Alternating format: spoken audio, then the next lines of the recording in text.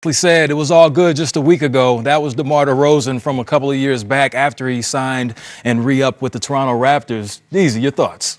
Well, as we know in our game, things do change very quickly. And there were some rumors that there was a meeting going on out there in Vegas, but you didn't think this was going to happen. So you can understand there may be some unhappy feelings right now, but Ro, we always be reminded this is still a business. It is still a business, definitely is that. And now we are joined by the legend, the man that was responsible for constructing the Toronto Raptors franchise as an owner, front office exec, and head coach, the Hall of Famer Isiah Thomas. Zeke, when you heard this news, what were your first thoughts?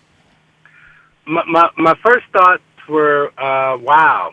And I say wow because, you know, with LeBron James leaving the East, he was the Toronto killer. He was the person, in my opinion, that really stopped the Raptors from advancing single-handedly. Now that he's in the West, you had to look at this Raptors team with all of their playoff experience, with the DeRozan, with the East being kind of down this year or kind of up in the air because there's no LeBron James. Toronto, you would have thought that they would be one of the favorites to come out of the East this year.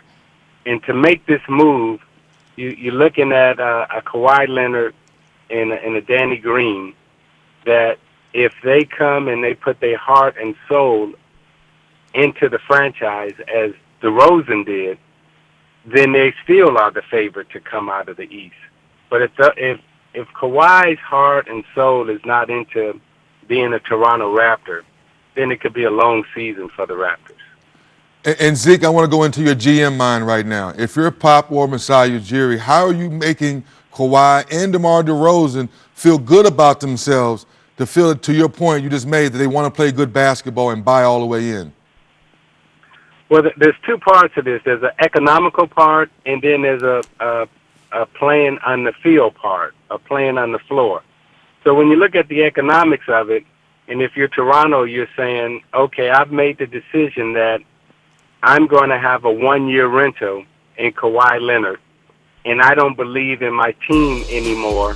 So this speeds up the rebuild process because I think all of us know that Kawhi is 70% a Laker right now in his heart. If you're San Antonio, you're saying, okay, I don't want to make the Lakers better.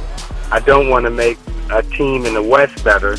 So the best thing I can do is move, you know, the star player to the East. You're getting an all-star back in DeRozan. He's 3 years still under contract. So you have stability if you can get DeRozan to buy into the Spurs way. So economically and playing-wise, that's how I view those two situations. So, Zeke, I have to ask you this. You're very familiar with Toronto and how things work in Canada. Is there any scenario in which Kawhi gets comfortable there and stays past this one season? Well, we all thought that Paul George would never be comfortable in OKC, and it worked out. So, you know, there's always a chance. However, I say that, you know, I think the thing to watch this upcoming season is, and even maybe before the season starts, does Toronto now make a trade with the Lakers?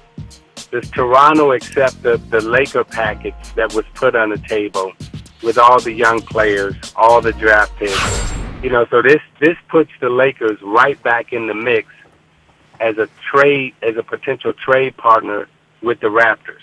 And if you're looking at the Raptors from a rebuild or a startup, you know, they've acquired, you know, the most valuable asset in terms of player in the free agent market for trades and potential to move to make their team better. So it's a win-win for Masai and the Raptors, either way you look at it. If you're trying to get him to buy in to win the championship, or you're looking to trade him for more valuable players. Great points made there. Apparently, Masai Ujiri keeping all those options open, doing a great job as the president of the Raptors. Hey, Zeke, thanks for joining us. Hey, you're welcome, and good luck, you guys. Wow. Unbelievable. Very unbelievable. And this is Ooh. the social media post I spoke about. Be told one thing and the outcome is another. Can't trust them. Ain't no loyalty in this game. Wow. These pros ain't loyal. Back after this.